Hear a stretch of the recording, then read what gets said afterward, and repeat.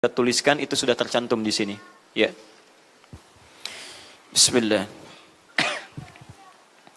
Waalaikumsalam warahmatullahi wabarakatuh. Ustaz, mohon pencerahannya.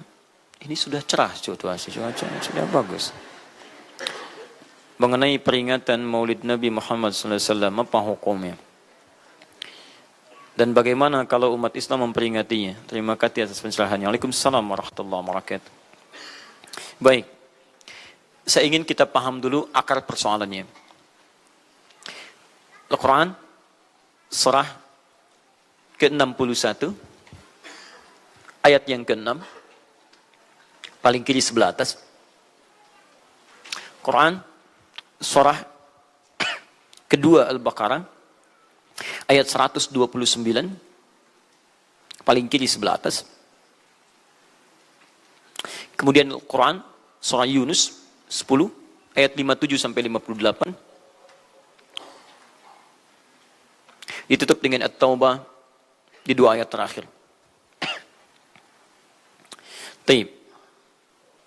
Sudah?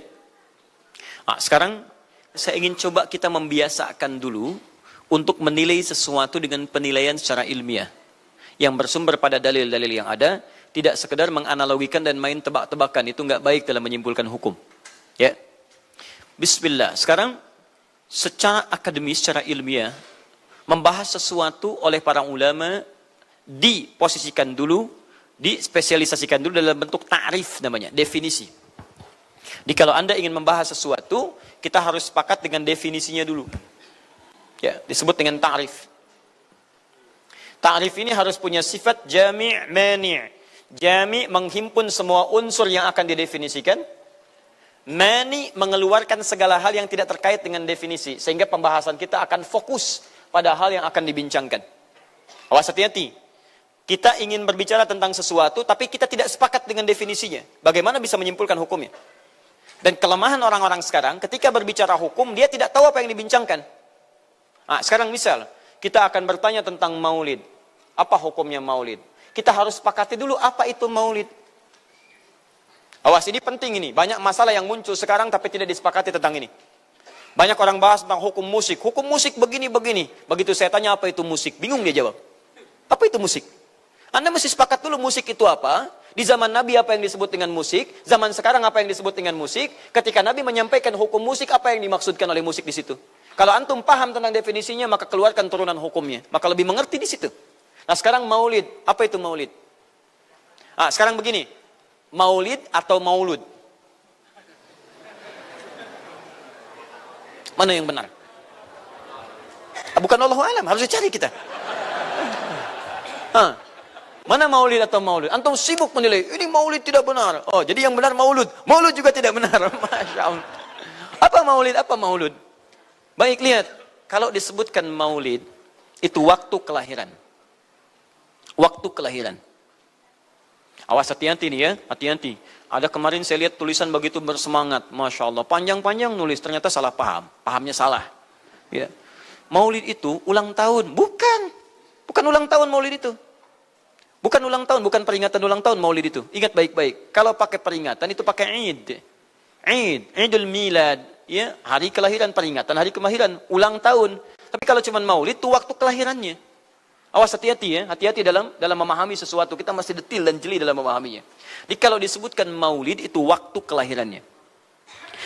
Kalau disebutkan maulud itu artinya bayi yang lahirnya. Bayinya yang dilahirkan. Nabinya. Kalau dalam konteks nabi. Jadi kalau disandingkan dengan kalimat maulidun nabi artinya waktu lahirnya nabi. Jelas ya? Kalau mauludun nabi, maulud nabi itu artinya nabinya, nabi yang dilahirkan. Jelas? Saya ulang, maulid apanya? Waktunya. Kalau maulid nabi artinya apa? Waktu nabi dilahirkan. Baik, maulud artinya apa? Nabinya. Kalau maulud nabi artinya apa? Nabinya yang lahir. Jelas sampai sini? Sudah.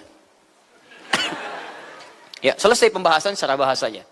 Nah sekarang, apa hukumnya maulid Nabi? Maulid Nabi nggak ada hukumnya. Karena waktu lahirnya Nabi, bagaimana kita bisa melekatkan hukum pada waktu lahirnya Nabi? Lahir ya lahir. Jelas ya? Ustadz, apa hukumnya maulid Nabi? Antum kenapa? Apa hukumnya waktu lahirnya antum? Hah? Antum lahir apa hukumnya? Kapan antum lahir? Ustaz, kapan antum lahir? 11 September. Apa hukumnya? Apa hukumnya? Apa hukumnya saya lahir? Lahir ya lahir. Jelas ya? Jadi kelahiran seseorang itu nggak ada hukumnya. Qadar Allah yang menjadikan dia terlahir. Dan dengan kelahiran itu dia punya misi dalam kehidupan. Mencari bekal untuk kembali kepada Allah subhanahu wa ta'ala. Jadi kalau bertanya hukum kelahiran seseorang, lahir ya lahir. Nggak ada hukumnya di situ. Paham ya? Hukum itu terletak pada perbuatan seseorang, bukan pada kelahiran seseorang.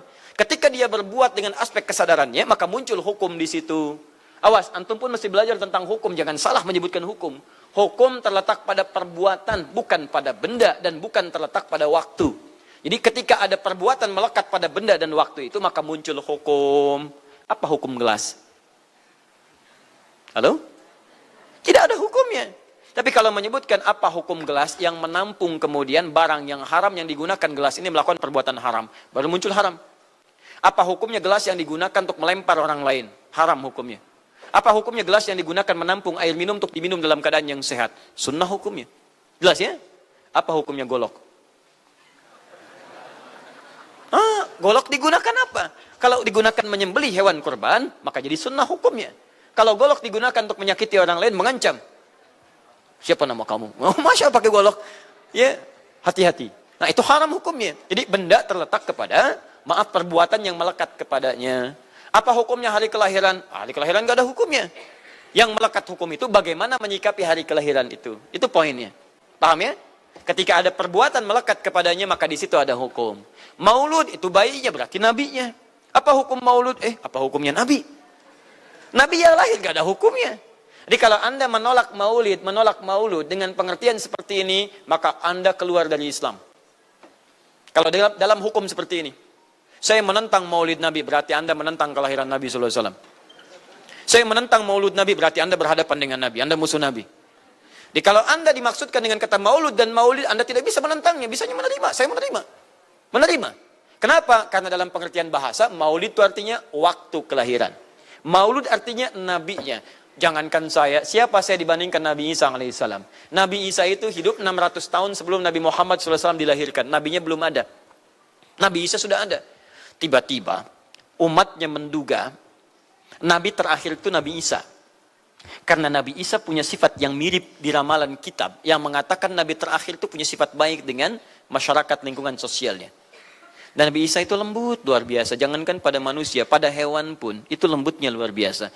Jalan dengan muridnya. Di perjalanan kemudian ada aliran anak sungai melihat bangkai hewan.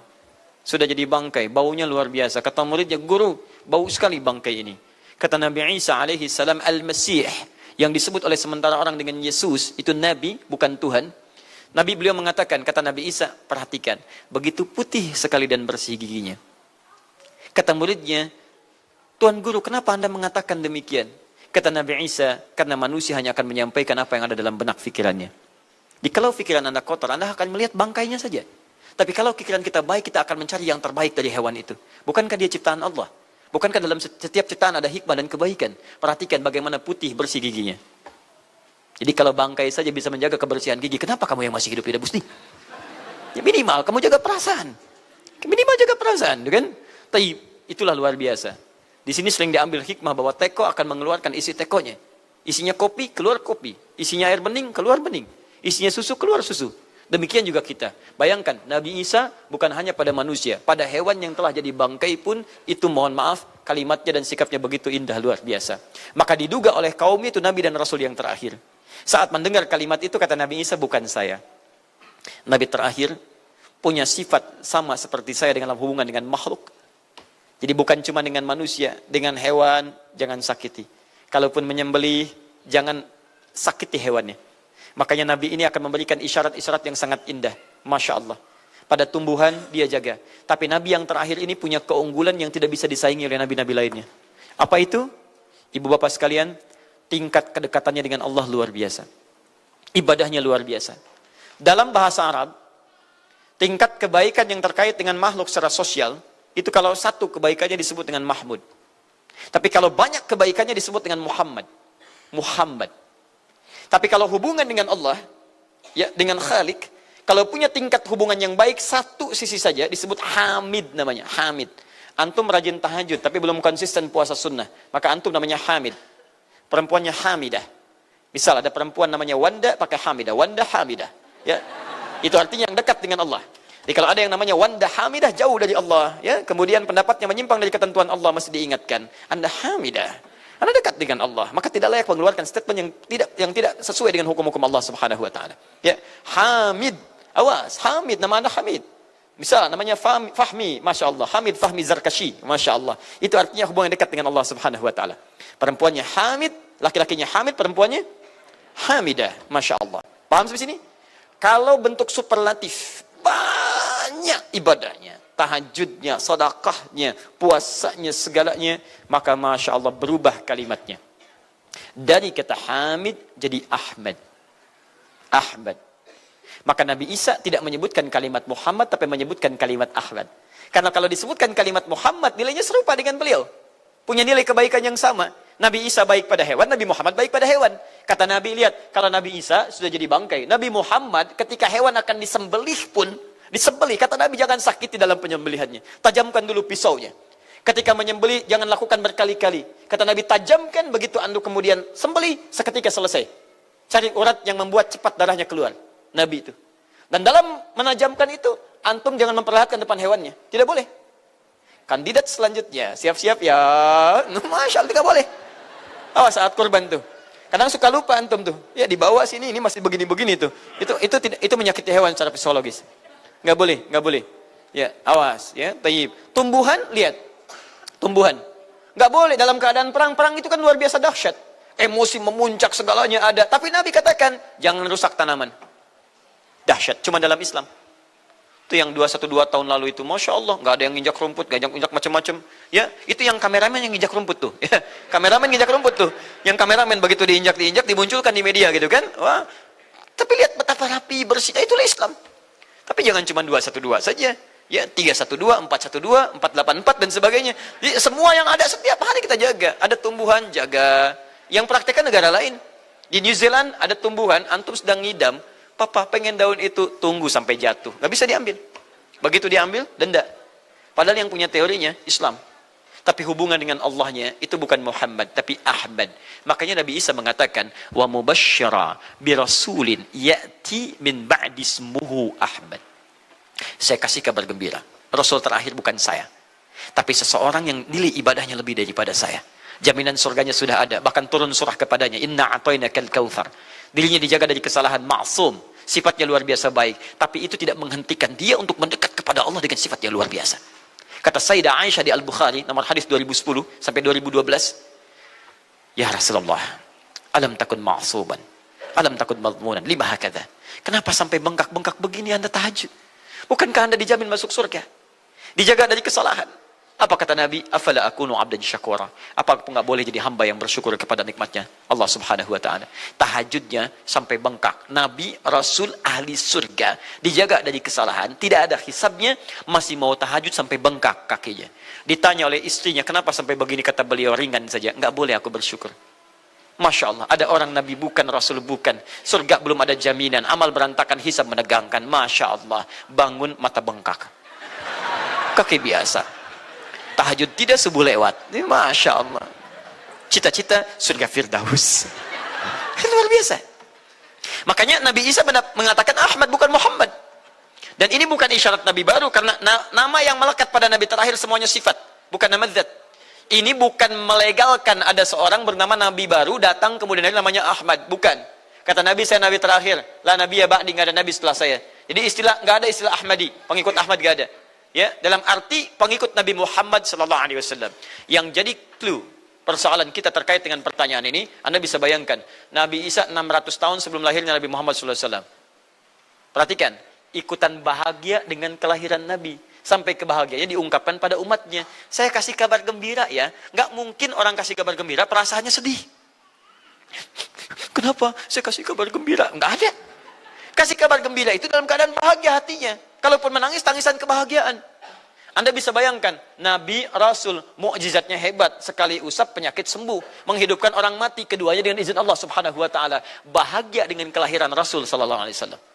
Antum nabi bukan, rasul bukan. Maaf, tidak punya mukjizat seperti Nabi Isa.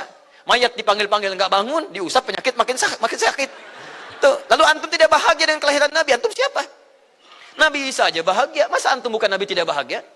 Dan hebatnya, ada orang bisa bahagia, nabinya belum lahir. Biasanya sifat bahagia dalam kelahiran itu setelah bayinya lahir, bukan sebelum lahir. Alhamdulillah, alhamdulillah. Akhi, kenapa antum? Alhamdulillah, saya punya anak laki-laki, namanya Abdurrahman. Kapan? Nanti setelah menikah. Masya Allah. Nikah aja belum, kenapa bisa memberikan kabar gembira? Antum kenapa, akhi? Itu dia, akhi boy tiba-tiba seperti itu. Orang bingung. Akan bubar pengajian kalau ustadznya begitu. Ya. Jadi mustahil ada orang memberikan kabar gembira ketika bayinya belum lahir. Tapi kemuliaan Nabi Muhammad SAW menjadikan seorang Nabi Isa belum lahir, nabinya sudah merasakan gembira dan memberikan kebahagiaan pada umatnya. Kalau bukan Nabi Muhammad, mustahil. Ada kemuliaan tersendiri bagi Nabi Muhammad SAW. Setiap Rasul menantikannya. Nabi Isa menantikan. Masa antum tidak menantikan itu? Jadi kalau ada orang menolak maulid dalam arti waktu kelahirannya, maka dia telah ingkar pada Nabi Muhammad SAW. Maulud Nabi Ibrahim alaihissalam. Antum kenal Nabi Ibrahim? Oh, Masya Allah. Luar biasa.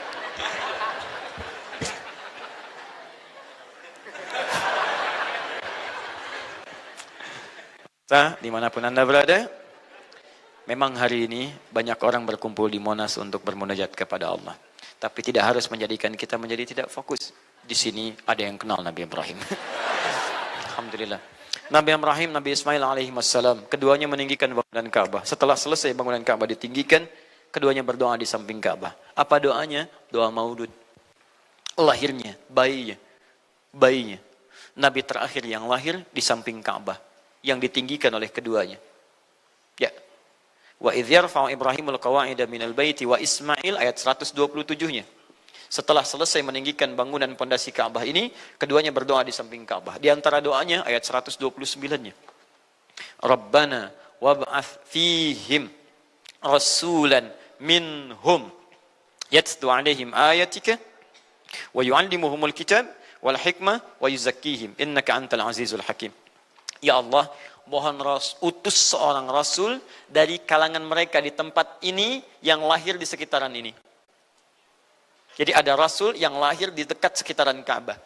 Hasil penelitian tidak ada rasul satupun yang lahir di dekat Ka'bah kecuali Nabi Muhammad SAW. Ya, silahkan cek. Kami baru kembali dari sana dan sampai sekarang tempat dilahirkannya masih ada dan disamarkan dalam bentuk museum. Ya, di bawahnya ada perpustakaan Al-Maktabah Qadimah. Di kalau antum dari Zamzam di sini, ini As-Saffah. Ya, nyebrang sedikit ini Istana Raja, dalam jarak cuma 15 meter ke sini kurang lebih. Lurus ke sini, kemudian belok langsung ke sebelah kanan. Di sini ada jembatan ke atas, ke lantai yang ketiga, ya, naik ke sini. Kemudian di sini antum langsung belok ke pintu sini. Ini ada Babul Ajjad, bab yang ke pintu ke-25. Ini bab Ismail, pintu ke-26. Antum lurus saja ke sini, jangan belok sini, jangan belok sini. Di sini kemudian ada gate lurus King Abdul Aziz, yang pertama di sini. Ya, antum belok kanan sini, lurus sekitar 30 meter dari sini, sebelah kanan ada pos satpam. Di atas pos satpam ada kamera CCTV 1. Dari sini antum jalan sampai ujung, di ujung sini, dari sini ke sini ada 35 kipas di atas. Pas di ujung sini. Kemudian ambil lurus ke sini, di sini ada bab Ali, ini masih dibuka, babus salam ini ditutup, di sini sebelumnya babun Nabi. Kemudian ambil tarik garis lurus dari babus salam ke sini, dari jarak sini ujung ke sini, ya ada sekitar 200 meter. Ke ujung sinilah, di sini ada bangunan warna krem di sini. Di sampingnya ada tempat ngambil air Zam-Zam dengan menggunakan keran. Jadi kalau punya girigen, ingin ngambil banyak, jangan nyusahin orang ngambil di, misalnya di termos-termos yang besar itu. Ngambil dari sini, itu ada keran langsung. Dan gratis di situ. Ya, beli kompannya sekitar 5 real, antum ambil dari situ, masukkan airnya, bisa bawa ke hotel. Isi kapan bolak-balik di sini. Sampingnya persis, ini tempat Nabi dilahirkan. Ini maulud Nabi, bayinya lahir di sini. Ya, bayinya lahir di sini. Cuman disamarkan oleh pemerintah kerajaan Arab Saudi supaya tidak dikultuskan tempat ini. Karena begitu pernah ada yang tahu ini, banyak salah ibadah. Kan Ka'bahnya di sini, sholatnya ngadep ke sini. Betul Pak, Bu, pernah terjadi. Makanya kalau antum lihat, dari ujung saya sudah kelihatan. Dari ujung sudah ada di sini warna biru. Ya, ada tulisan di situ, ada gambar dicoret. Ada gambar orang sedang ruku ke situ. Ada sorban dan sebagainya. Ada tulisan di situ, jangan beribadah menghadap ke sini. Karena ini bukan kiblat, haram hukumnya. Dan ditulis dengan menggunakan bahasa Arab, bahasa Inggris, bahasa Urdu, plus bahasa Indonesia. Artinya ada orang Indonesia juga yang salah ke sini. Ya. Kalau tidak mustahil ditulis pakai bahasa Indonesia. Nggak ada tulisan bahasa Cina, bahasa Jepang dan yang lainnya. Ya. Nah, jadi ini kemudian dicoret, tapi tidak mencoret tentang situs pernah lahir di sini Nabi Muhammad SAW. Jadi artinya doa dua nabi tadi dikabulkan oleh Allah Subhanahu Wa Taala. Nabi Ibrahim, Nabi Ismail. Dan tahukah Anda, keduanya berdoa jauh sebelum kedatangan Nabi Isa. Saya pernah katakan 30 generasi sampai Nabi Ibrahim, tadi Nabi Muhammad SAW. Muhammad SAW bin Abdullah, bin Abdul Muttalib, bin Hashim, bin Abdul Manaf, bin Qusay, bin Murrah, bin Kilab, bin Ka'ab, bin Ghalib, bin Fihir, bin Malik, bin Nadar, bin Kinana, bin Khuzaimah, bin Mudrikah, bin Ilyas AS, bin Nizar, bin Mudar, bin Ma'ad, bin Adnan, bin Addi, bin Adri, bin Muqawwam, bin Nahur, bin Tarif, bin Ya'ruf, bin Yasjub, bin Nabit, bin Ismail AS, bin Ibrahim AS. 30 generasi. Ulangi Mas Boy. 30 generasi. Dari Nabi Ibrahim sampai Nabi Ismail alaihi wassalam, ya sampai kemudian ke Nabi Muhammad sallallahu alaihi wasallam. Anda bisa bayangkan enggak? Dua orang nabi, dua orang rasul. Gelar yang pertama Ibrahim alaihissalam Khalilullah, yang paling dekat dengan Allah. Jaminan surganya ada. Nabi Ismail disebut dengan gulamun halim oleh Al-Quran, yang paling perasa, yang paling dekat dengan Allah Subhanahu Wa Taala. Dua orang nabi paling dekat dengan Allah, disayang Allah, dijamin masuk surga. Inspirasi kisahnya sampai kita ke sekarang mendoakan kepada Allah tentang maulud Nabi, sehingga lahirnya Nabi Muhammad SAW 30 generasi setelahnya. Antum, Nabi bukan, Rasul bukan, tidak sedekat keduanya dengan Allah, jaminan surga nggak ada, hisab menegangkan, amalan berantakan. Kisah hidup antum belum tentu jadi inspirasi di masa depan. Sekarang pun tidak. Tiba-tiba antum menolak maulud, antum siapa? Kalau antum menolak maulud berarti antum menolak Nabi SAW dalam pengertian baiknya. Jelas ya? Jadi kalau kemudian ada disebutkan maulid dan maulud, itu artinya maulid waktu kelahiran, maulud bayi yang dilahirkan. Sekarang bagaimana menyikapi maulid dan maulud itu? Saya tahu nabinya dilahirkan, nabinya sudah ada. Jelas ya? Maka kemudian saya pun tahu waktu kelahirannya. Bagaimana kemudian menyikapi itu semua? Maka Masya Allah, Quran surah ke-11 tadi, 10 tadi, Yunus, ayat 57 sampai 58. Kalau sampai kemudian ke 58-nya, faliyafrahu. Gembira antum. Gembira, bahagia, silahkan. Ya, maksud tidak gembira, Nabi Isa gembira, kita tidak gembira. Ya, Nabi Ibrahim gembira, kita tidak gembira. Nabi yang tidak melihatnya gembira. Masa kita yang mendapatkan bagian Nabi tidak gembira? Jelas ya? Nabi yang mengharapkan hadir saat kedatangannya, gembira. Kita yang mendapatkan kedatangan beliau walaupun tak mampu melihatnya, dan kita menjadi umatnya, masa tidak gembira? Umat dulu bukan bagian umat Nabi Muhammad, karena Nabi Muhammad tidak hadir di zamannya. Gembira dengan berita kedatangan Nabi Muhammad, padahal nabinya belum datang.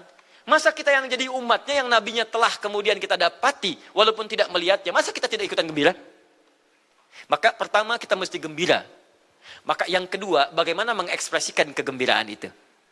Maka contoh-contoh dari Nabi SAW, bagaimana mengekspresikan kegembiraan-kegembiraan dengan Nabi SAW itu, pertama Nabi sendiri menyikapi hari kelahirannya dengan berpuasa.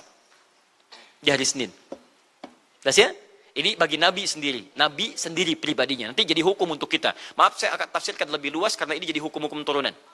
Ketika Nabi puasa di hari Senin ditanya, ya Rasulullah kenapa engkau puasa? Kata Nabi, dzaka yauma wulidtu. Bima makna? Ini adalah hari aku dilahirkan. Hari aku dilahirkan. Jadi ini hukum kelahiran. Kalau antum misalnya masuk pada hari dilahirkan, boleh antum ikuti sunnah Nabi SAW. Apa sunnahnya? Puasa. Puasa. Kenapa puasa?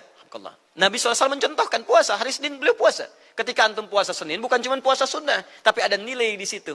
Nah kalau hari lahirnya antum bertepatan dengan hari yang tidak diperkenankan puasa, seperti Jumat misalnya, hari kita bahagia, maka kata para ulama, ambil hikmah dari nilai puasa itu. Puasa itu kan dua hikmahnya. Satu, meningkatkan ibadah yang baik. Kedua, mencegah maksiat.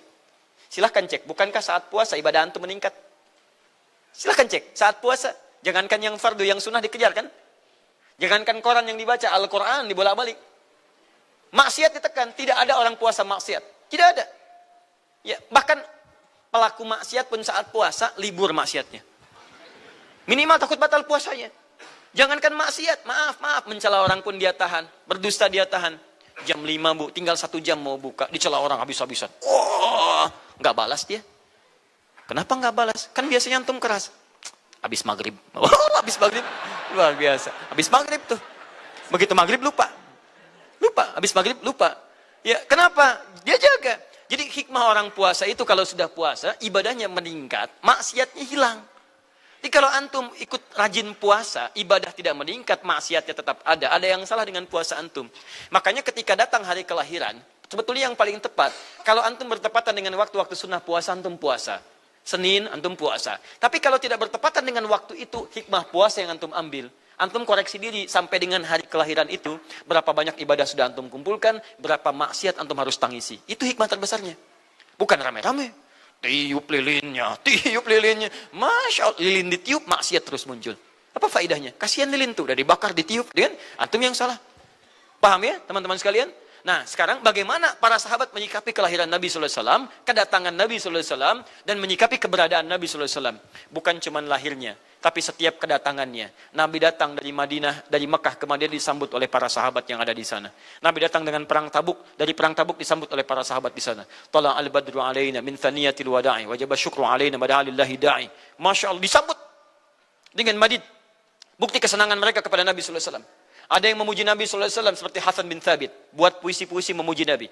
Seperti Zuhair bin Abi Salma. Tadinya musuh Nabi, begitu masuk Islam memuji Nabi SAW. Ada yang lagi kemudian menghormati Nabi dengan kedatangannya. Dengan mengikuti Nabi kemanapun. Nabi mencontohkan, amalkan. Nabi mengajarkan, ikuti. Masya Allah. Begitu Nabi meninggal, diabadikanlah kemudian nilai-nilai penghormatan itu. Ada yang menulis sejarah tentang Nabi. Ada yang menulis pujian kepada Nabi dalam bentuk sholawat. Ada yang menulis tentang amalan-amalan Nabi. Ada yang menulis tentang pengajaran-pengajaran Nabi. Dikumpulkan dan sampailah itu kemudian kepada kita semuanya. Dan itulah cara terbaik menyikapi tentang maulud dan maulid. Apa cara terbaiknya? Keluarkan ayat-ayat Qur'annya. 1. Quran surah ke-33 ayat 21-nya. Laqad kana lakum fi Rasulillahi uswatun hasanah. Sungguh ada pada diri Nabi SAW suri teladan terbaik untuk kita. Maka jika antum misalnya hadir momentum kelahiran Nabi SAW, maaf, biasanya kalau ada momentum-momentum tertentu orang bersemangat untuk mengingatnya. Silahkan cek. Hari pahlawan, ingat para pahlawan. Hari pahlawan berakhir, tidak ingat lagi. Hari kemerdekaan, ingat sampai pinang dipanjat-panjat. Begitu dipanjat, kenapa panjat pinang? Masya Allah, menghormati pahlawan. Hari pahlawan sampai naik panjat pinang. Luar biasa. Ada yang tarik tambang, ya, menghadirkan energi para pahlawan. Antum bisa bayangkan, momentumnya ada. Begitu hilang itu semua, tiba-tiba hilang lagi kemudian ingatan kita. Artinya, selalu ada momentum untuk mengajak kita mengingat sesuatu. Begitu Ramadan, ingat lagi amalan. Hilang Ramadan, hilang lagi kemudian amalan. Nah, jadi apa yang terbaik dihadirkan? Ketika ada momentum itu, maka para ulama kemudian mencoba untuk menampilkan nilai-nilai tadi untuk mengembalikan kita pada tuntunan Nabi SAW. Maka ditulislah kemudian sirah-sirah Nabi. Disampaikan untuk mengenalkan Nabi Muhammad SAW. Mumpung mereka ingat. Disampaikanlah pengajaran-pengajaran tentang Nabi. Disampaikan ada pujian-pujian salawat kepada Nabi. Kalau yang dimaksudkan tentang nilai-nilai ini, maka dari dulu sudah ada. Sudah ada. Dan yang sudah ada ini tidak dibatasi dengan waktu. Bukan muncul Rabiul Awal saja. Rabiul Awal ke Safar, datang lagi itu. Safar sebelumnya Safar, Rabiul Awal, kemudian ke Rabiul Akhir, muncul itu. Ke Jumada, muncul itu. Jadi maulid itu tidak dibatasi dengan waktu. Setiap waktu itu maulid. Maulud tidak dibatasi dengan waktu. Setiap waktu itu maulud. Tapi kalau ada momentum bersamaan dengan waktu kelahirannya, kemudian kita hidupkan untuk mengenal kepada Nabi, dalam bentuk yang tadi disunahkan dalam Al-Quran dan Sunnah, itu tidak ada masalah. Yang ada masalah itu adalah ketika menghadirkan hal-hal yang bertentangan dengan Al-Quran dan Sunnah Nabi SAW. Misal, maaf, dulu orang sudah terbiasa mengkaji tentang Nabi, menyampaikan risalah Nabi. Kemudian diisi misalnya, maaf dengan hal-hal yang bertentangan dengan keadaan-keadaan Nabi. Misal, saya ingin mengajarkan tentang Nabi, tapi ketika mengajarkan tiba-tiba mengatakan, pada saat ini Nabi pun datang bergabung bersama kita. Itu yang tidak kita sepakati. Jelas ya? Misal yang kedua, antum nih, mohon maaf, kerja di instansi. Bertepatan dengan Maulid Nabi, kita adakan peringatan. Padahal antum cuma ingin mengeluarkan anggaran saja dari situ. Itu bid'ah. Bid'ah. Mengeluarkan anggaran, sekedar hanya ingin dapat anggaran untuk dalam momentum Maulid Nabi, itu yang bid'ah. Maulid bukan makan-makan. Jadi kalau antum mengadakan Maulid Nabi hanya sekedar untuk makan-makan, itu yang bid'ah. Tapi kalau antum ingin belajar menghadirkan momentum itu untuk mengisi ta'lim, sama aja dengan ta'lim kita sekarang. Apakah ada hadis Nabi mengatakan ta'lim khusus di hari Ahad jam 8 pagi sampai jam 10? Tidak ada. Di ta'lim kita bid'ah ini. Jadi kalau antum pahami setiap yang tidak ada contohnya itu bid'ah, Masya Allah, maka akan ada banyak bid'ah dalam kehidupan. Mushaf itu bid'ah, karena nggak ada contohnya zaman Nabi SAW. Antum dari ujung kepala sampai ujung kaki itu bid'ah, karena antum tidak ada di zaman Nabi SAW. Ya, jadi jangan langsung menilai bahwa setiap maulid itu bid'ah. Bukan. Kalau momentum itu ingin diisi dengan ta'lim, ingin memperkenalkan Nabi, ingin mengajarkan syariat-syariat Islam, maka itu tidak ada masalah. Itu mengamalkan petunjuk-petunjuk ayat, bukan mengkhususkan di waktu itu, bukan. Karena ta'lim itu dibuka di setiap waktu. Tapi menjadikan waktu itu untuk momentum, karena setiap orang sedang ingat Nabi pada saat itu. Das ya? Kapan lagi kita mendapati orang ingat Nabi? Maka ajarkan itu dan pesankan pada saat itu. Teman-teman, jangan cuma pada waktu ini ya, setiap waktu kita amalkan ingatan kita kepada Nabi sallallahu alaihi wasallam. Makanya saya kalau diundang, Ustadz ada maulid Nabi, saya datang untuk ceramah. Untuk menyampaikan pesan-pesan terkait dengan Nabi SAW. Adapun masalah ritual-ritual saya tidak ikutan. Makanya paham, begitu saya datang pas ceramah. Saya berikan ceramahnya. Nabi begini, apa itu maulid? Allahu alam. Bukan Allahu alam, kan antum bikin spanduknya di sini. Apa itu maulud? Bukan maulud. Maulud itu begini, maulid itu begini. Ketika kita terangkan, kita sampaikan, Masya Allah. Antum tahu apa yang terjadi? Mereka mulai sholat dengan baik, masjidnya mulai ramai. Besoknya tidak ada ramai-ramai lagi. Begitu ada maulid, ceramah lagi. Ternyata ceramahnya nggak sampai maulid lagi. Besoknya ceramah lagi. Ahadnya ada waktu taklim. Dan itulah cara terbaik untuk memberikan penjelasan kepada masyarakat untuk mencintai Rasulullah SAW. Paham ya? Jangan seketika, ini maulid bid'ah. Masya Allah. Antum tuh bid'ah dari kepala sampai kaki. Ya. Saya luar biasa kesal. Kadang ada orang bikin perbandingan begini. Maulid Nabi. Maulid. Zaman Nabi tidak ada coret. Zaman sahabat tidak ada coret. Zaman tabi'in tidak ada coret. Zaman ini ada. Lalu diserupakan yang ikut-ikut ke sini. Antum kalau mengamalkan hukum seperti ini fatal. Zakat pakai beras. Zaman Nabi coret. Zaman sahabat coret. Ya, zaman tabi'in coret. Zaman ulama coret. Zaman antum ada bid'ah antum. Cara menyimpulkan hukum bukan seperti ini. Lihat turunannya, lihat dalilnya, lihat pemahamannya, lihat turunan-turunan fikihnya. Ya, bagaimana bisa zakat pakai beras ini jadi? Padahal contoh nggak ada. Dalil nggak spesifik. Ayo coba temukan. Nabi zakat pakai beras. Temukan. Kalau antum menemukan, Masya Allah saya bermohon kepada Allah supaya Allah mempercepat hajinya antum dan masuk surga tanpa hisab. Tiap hari saya doakan. Tidak cukup dengan amin. Cari dulu. Cari di setiap hadis Nabi zakat pakai beras. Saya sampaikan pada antum, sampai kiamat kurang 2 hari, antum nggak akan temukan. Sehari lagi buat sadar, ngapain nyari? Ya. Karena Nabi tidak pernah bersentuhan dengan beras. Silakan cari di kitab hadis palsu pun, sepalsu-palsunya nggak akan ditemukan. Capek pemalsu hadis mengarang hadis palsu tentang itu. Nggak akan didengar, nggak akan dilihat. Kenapa? Karena tidak ada. Ya, kata Muawiyah, hadza irqun, itu makanan pokok. Nabi zakat pakai kurma, pakai gandum. Ya, lihat, karena itu makanan pokoknya. Makanya setiap makanan pokok yang digunakan, kata para ulama, mendekati kaidah usul fikihnya. Lihat, kaidah usul fikih diambil di sini. Setiap yang punya keserupaan dengan itu, sekalipun teksnya tidak jelas langsung menunjuk, itu ada isyarat, namanya qarinah namanya. Kalau ada isyarat menunjukkan kepada itu, maka boleh digunakan sebagai alternatif lain dari makanan pokok yang tidak didapati di masa kita dengan generasi yang berbeda. Tapi kalau makanannya sama di setiap generasi, dia zakatnya pakai itu. Makanya orang Arab sampai sekarang pakai kurma, ada yang pakai gandum. Kita makanan pokoknya bukan itu. Antum makanan pokoknya apa? Beras, Masya Allah, beras. Baik pemirsa, beras itu makanan pokok bagi hewan yang bertembolok ya. Ayam, bebek itu beras. Baik, makanan kita nasi. Dan nasi bersumber dari beras. Baik, nasi bersumber dari beras. Jadi kalau kita ingin zakat pakai beras, boleh tidak? Nah, lihat bagaimana cara pendekatannya. Dalil belum ditemukan aslinya. Seperti maulid tadi, menyikapi dengan taklim macam-macam, nggak ada nas aslinya. Tapi korinahnya ditemukan, sama-sama makanan pokok, sama-sama taklim, sama-sama meminta untuk ikut ajaran, sama-sama mereka ingat tentang Nabi SAW. Maka semua hukum itu kita terapkan, jadilah hukum terapan dalam kehidupan kita. Paham? Dan itu tidak disebut dengan bid'ah. Jelas ya? Bid'ah. Alhamdulillah. Tapi kalau yang rame-rame tadi, yang tidak jelas ya, hanya menghabiskan anggaran, makan-makan tidak karuan, meyakini ini itu dan sebagainya, saya tidak sepakat dengan itu. Saya tidak sepakat. Allah Ta'ala alam bisawab.